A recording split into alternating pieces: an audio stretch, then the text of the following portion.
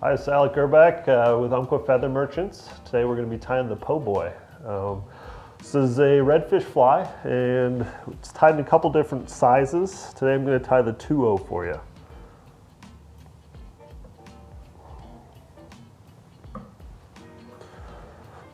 So I developed this fly for Louisiana, essentially. That was where the idea really came about. I wanted something that was very quick to tie, was heavy, had a big hook, and offered in a couple colors depending on the water clarity. So you're going to see quite a big eye here on this 2-0. This is a large.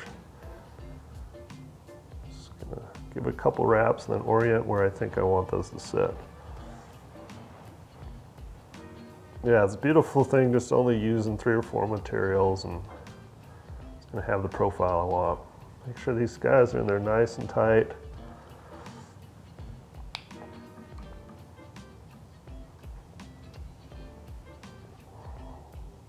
Okay, they're in there.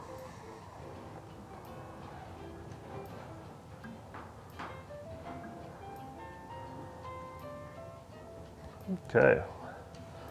So the trick I see more and more guides using down there is, as opposed to taking clumps off of said craft fur hide, it's actually cutting and using the hide. So I'm going to come in here and cut a strip of the hide.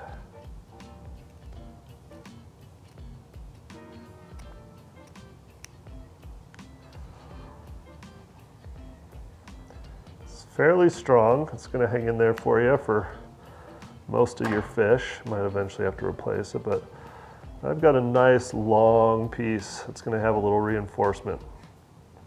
So all the fibers are kind of naturally going this way. I'm going to comb it against itself here to tie it in. About halfway up the shank, I'm going to start putting it in. Just one light wrap or two. Orient it so it's going to be centered over itself. I'm going to bring that to the bend of the hook.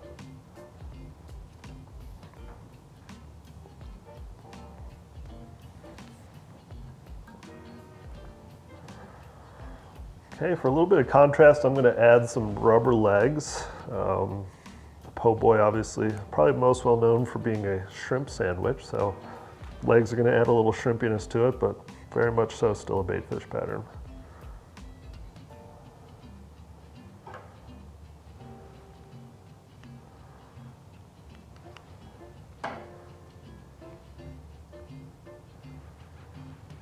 I'm just going to figure 8 these in, essentially. Make sure I'm pretty even.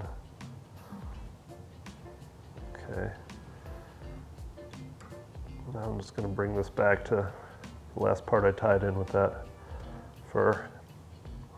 Okay, those are just going to hang out back there. Okay.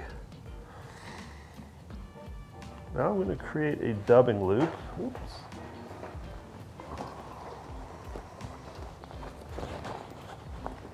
I should have that prepared.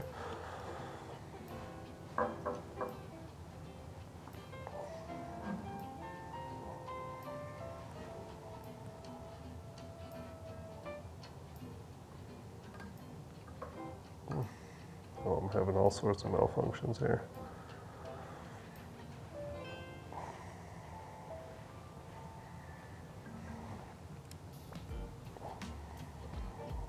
So we'll let that rest there.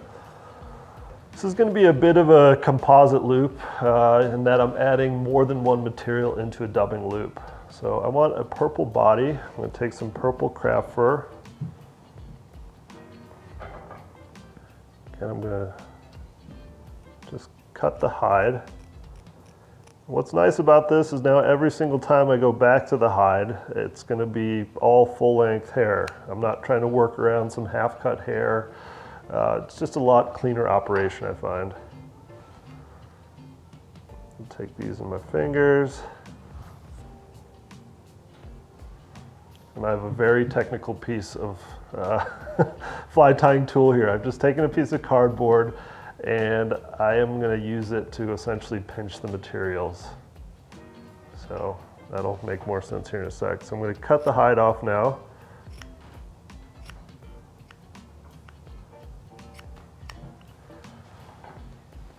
Lay this down.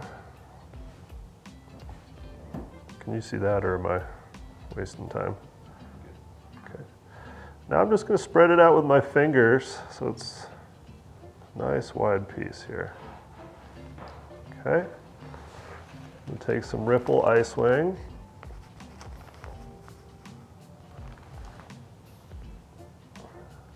Pull out some of the pieces that are folded over. Don't need too much flash, but I want just enough to accent this body here. So I'm going to cut the fibers in half, and little by little I'm just going to pull some pieces out and add it into my craft fur. Oop. A couple more. All right, so I'm going to take my dubbing loop. I'm going to pinch that cardboard closed. So now it's holding my flash and my fur. Stick it in and release.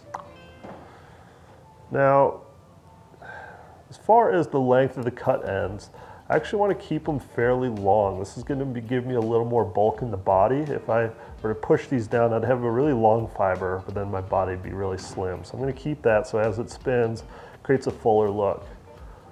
So I'm going to give that a twist. I'm going to hold my legs out of the way so they don't get tangled up. Pretty much go till it stops. Now while keeping this tight, I'm going to come in here with a bodkin and just start picking out those trapped materials.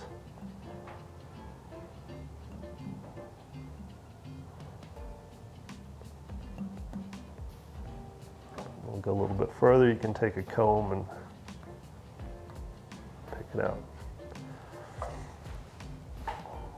Bring my thread forward, just in front of the eye. Now when I come forward, after my first wrap of fur onto the hook, I don't need to really be touching turns tightly with each wrap because I kept those long cut ends. So actually it's deceiving how little material you'll put on there, but how bulky it'll stay. So I'm now just advancing forward, combing this back, just moving my way forward.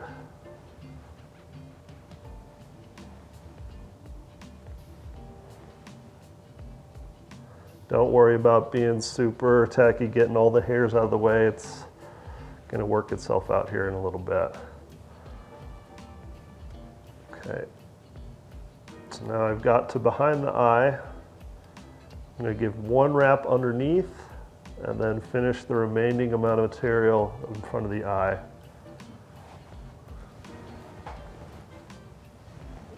Just need 3 wraps here. So it's secure. One wrap on the other side of the thread. Now I can cut that dubbing loop out.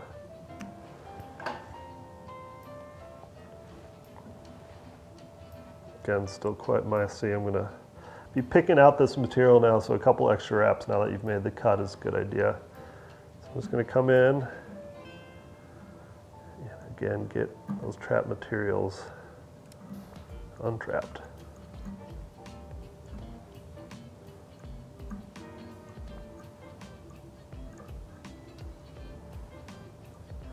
Some guys would take the comb straight to the body like this. I've always been a bodkin guy, so hang in there.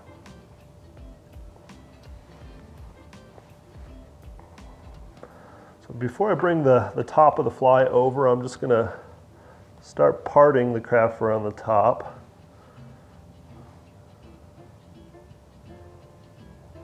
Pretty much there, that's good. Okay, so now I'm gonna bring over this top wing of hair. Comb it back a little bit. Oop.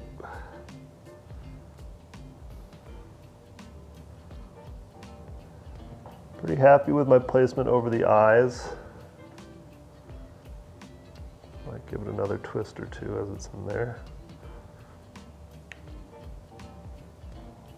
Okay, so you have a little bit of excess hide left over. What's nice about using that hide is it cinches down pretty easy. So when I cut this off and I have to wrap back over it, it's not super bulky.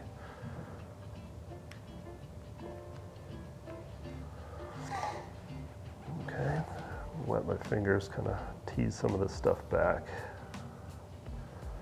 Okay, so now I'm just going to clean up, try to get a nice cone of thread up front. Trick I'll tell you is when dealing with craft fur, especially that's been dubbing looped, it's always going to want to be up here. So to clean it up, what you can do is just be careful, make sure there's no other fibers. Just take a lighter, come in here and poke it a couple times, and that's going to get rid of all those little frizzy suckers that are going to drive you crazy.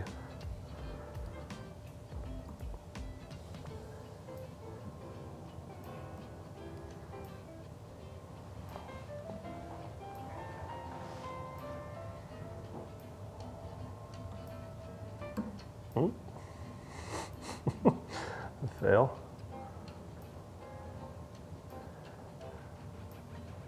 Come on, po' boy.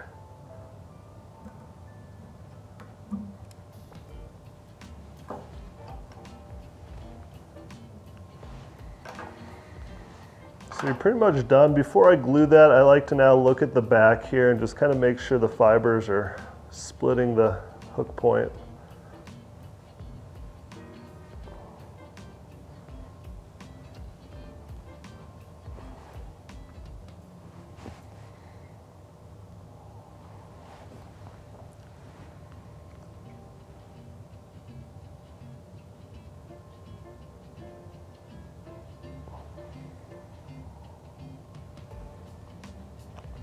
There you have it, the po' boy.